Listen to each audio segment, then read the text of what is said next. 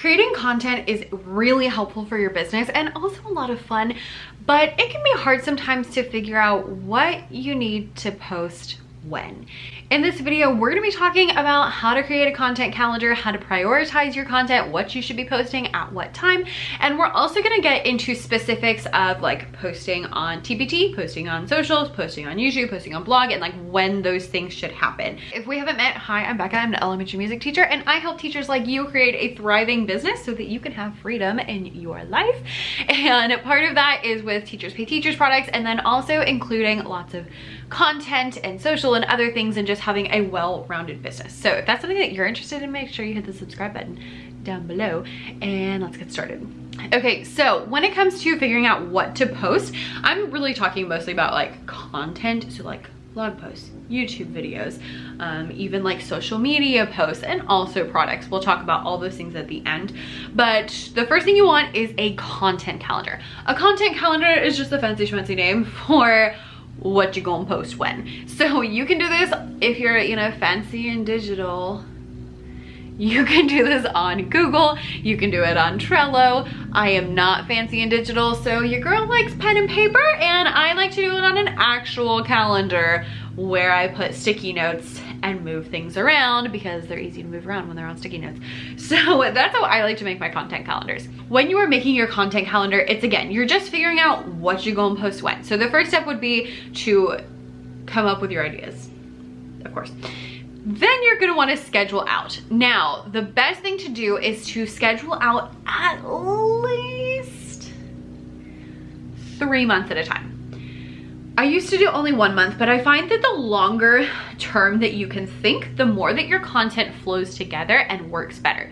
So I would say try to plan out at least 3 months. 6 months would be great. A year would be amazing. If that sounds super stressful, just do a month at a time, and that's fine too. But the more you can plan ahead, the better your content is going to be. So shoot for 3 months. If it doesn't work, it's not the end of the world. I promise I'm not gonna show up at your house and demand to see your content calendar. So make your content calendar for a longer period of time so you can see lots of stuff. When you're trying to figure out your content calendar, the first thing you wanna look at is seasonal content. The reason we're looking at this first is because you want to make sure that things are posted at certain times when they're seasonal. So seasonal means something related to holidays, something related to seasons, like literally seasons, and stuff like that. So back to school is the season, fall is the season, Christmas is the season, Hanukkah is the season. All of those things need to be posted at certain times to ensure that people can use them before they happen. If you post a Halloween resource or a Halloween product or a Halloween content piece on October 30th, there's not gonna be a lot of people that are gonna have time to read that before October 31st. So it's probably not gonna do well. But if you can post it weeks before, then it'll have time to gain some traction. We'll talk about like timelines a little at the end, but first I just want you to think about that is what are things that have to be up by a certain time due to seasons, holidays, that kind of stuff. Once you have an idea of those things, the second step is to think of any launches that you have. Now, if you're new, then you're like, I don't have any launches, that's fine. But if you have been around for a while, then you might have a bigger product launch. So a bigger product launch could be a product line. It could be just a really big product. Like I had a really big Christmas product that came out last year. It wasn't a line, it was just one product, but it was, whew, it was serious. Or something like a course or an ebook or an actual book or any of those kind of things. So once you've got your, you know, staples of holidays and seasons, then you want to look at things that you might be launching. So if you're planning ahead, then you can work backwards from this. For example, I am creating a course in October for my music people. And so since I know I want to launch it in October, I went backwards, and the couple of blog posts before that, I made sure that they were all relevant to that product. The reason being because you can prep people for your product before you get there. So if you're doing like a writing lesson pack, like a writing, I don't teach writing, a writing bundle, let's say that, a writing bundle that has a bunch of different writing activities in it, okay, then kind of decide when that's going to be posted, and then work backwards from there and say, okay, what do we need to know in order to make sure that this writing bundle does well? Okay, well, how do you teach kids to write? What are fun ways to get kids writing? How can kids write in centers? How can you get them to do the finished piece? Talking about tips for revising.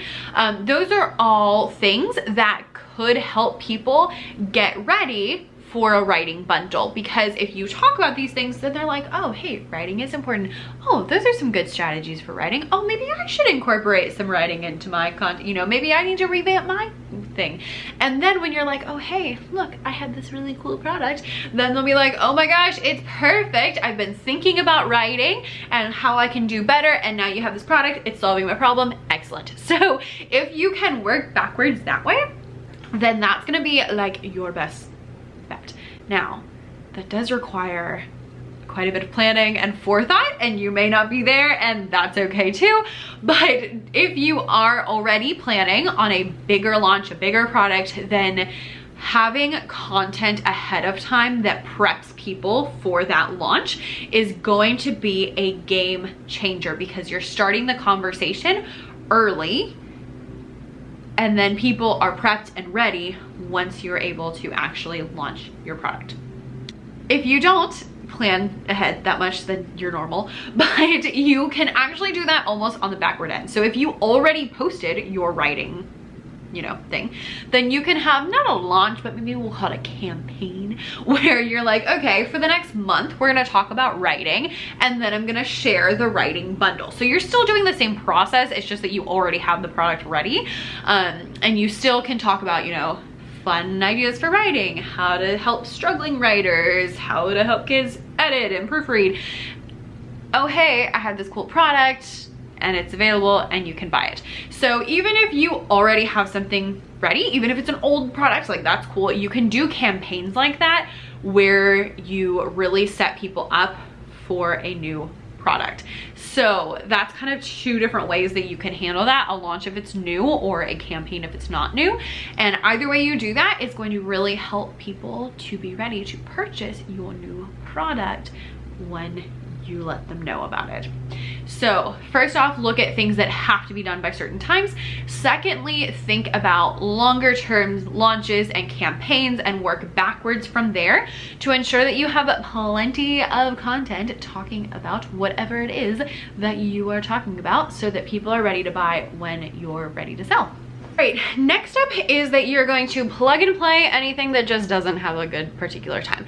So some of your content pieces, some of your products are just gonna be evergreen, so they're just always decent, always good. There's not really any particular time that's better to post them than others. So once you have kind of these outlines, you can fill in the gap with those things that are just like, oh, here's a fun song, oh, here's a fun game. I teach elementary music, that's why I say songs. And you can add those in wherever the gaps are and kind of use them as fillers. Once you have your whole like game plan set up, then step number 4, 5, I don't know. Then the next step would be to make sure that they flow okay. So look at your content and make sure that they kind of go in like a sequential order. So for example, if you're talking about, I teach music, so let's talk about music. If I'm talking about teaching quarter rest, my dog is hunting a fly right now and it's a little bit gross, but I also kind of hope she gets it because I don't want the fly.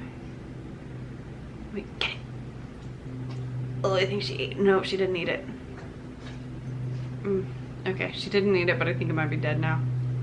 Okay, anyway, once you have your outline, your ideas, your whole situation set up, then you want to go through and make sure that everything flows. So for example, I teach elementary music, so if I am going to post a blog post or a video and I'm talking about how to teach quarter rest, okay, and I also have one about how to teach rhythm, and I also have one about review games, I'm probably gonna wanna do how to teach rhythm teaching quarter rest, and then review games, because that's gonna work the best. It would be very odd to do review games and then how to teach quarter rest, because it's kind of backwards. So just think through, like, what do they need to know before they get to this point? Or maybe you have like why you should use books in elementary music, and then my favorite books to use in elementary music. Make them sequential so that they make sense. This is why, again, I like to use the sticky notes, because I can move them all around if I don't like where they are. And you can also, again, do that digitally, or, you know, pencils, they have erasers. But just make sure that they flow in a sequential way. All right, now that we've gotten through that, let's talk about specifics of when to post certain things. So we're gonna talk through TPT products, YouTube, blogs, and social. So TPT products. The first thing you should know is that the best time to post your TPT products is whenever they are finished. So as soon as you finish something, go ahead and post it. There is no benefit to waiting certain times. That being said, if you have things that need to go out at a certain time, then try to shoot for at least a month ahead. And if you're really on top of things, 2 or 3 months ahead is gonna be the best bet. So for example, if you have, you know, again, that Halloween resource, I would say get it posted by at least September 31st. And if you're really on it, you can get it posted in like August, and that's gonna give you plenty of time to get it to gain some traction beforehand. You don't want to post it so close to the actual holiday that people don't have time to purchase it. But again, the best time to post a TPT product is whenever it is finished. If it's finished, go post it right now. There's no sense in waiting. There's nothing that helps if you wait. All right, now blogging wise, now as far as a blog, blogs are a little bit different in that they're typically about 3 months behind. So if you're going to post a blog post about Halloween resources, the best time to post it would be, that's like the end of October, end of September, end of August. The best time to post it would be in August.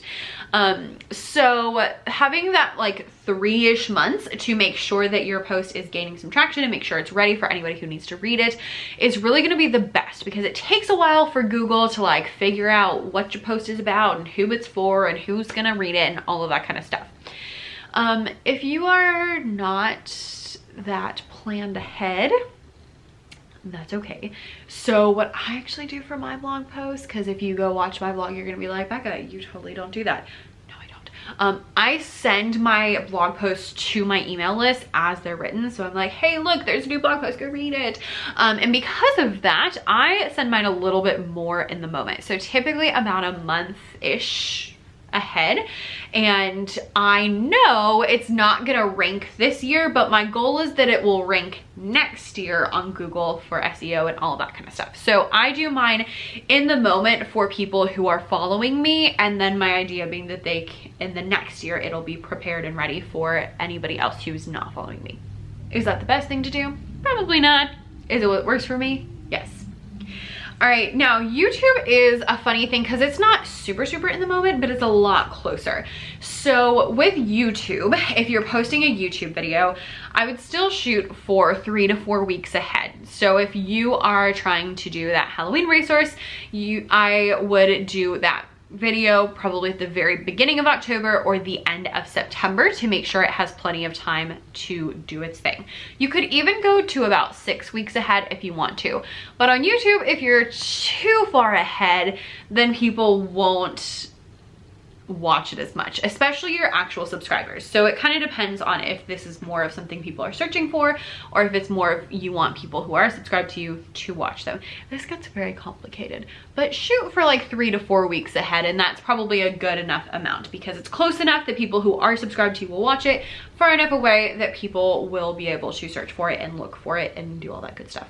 And lastly, let's talk about social media. So social media is very different in that it is way more in the moment than anything else.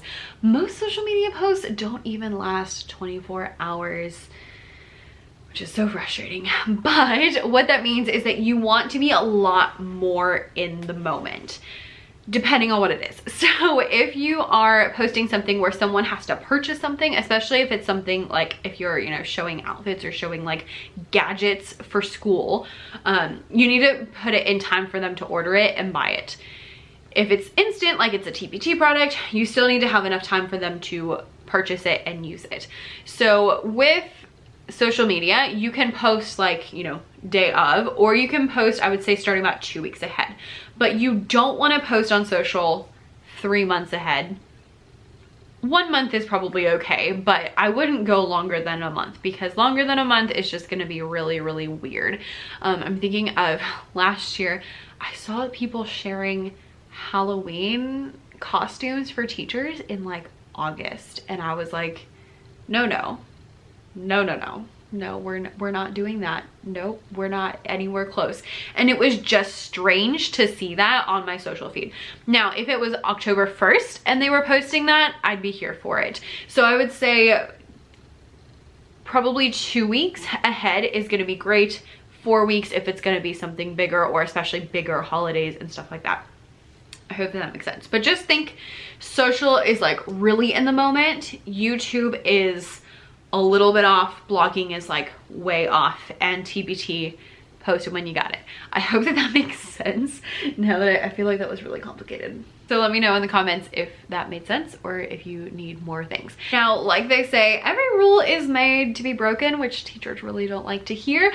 But what I mean by that is that just because those are like the ideal times to post something doesn't mean that's what you have to do. Like I mentioned, I don't do my blogs 3 months ahead, and it's a personal choice. I am aware that I'm not doing what I probably should, but it works for me and it works for my content, and I'm okay with that.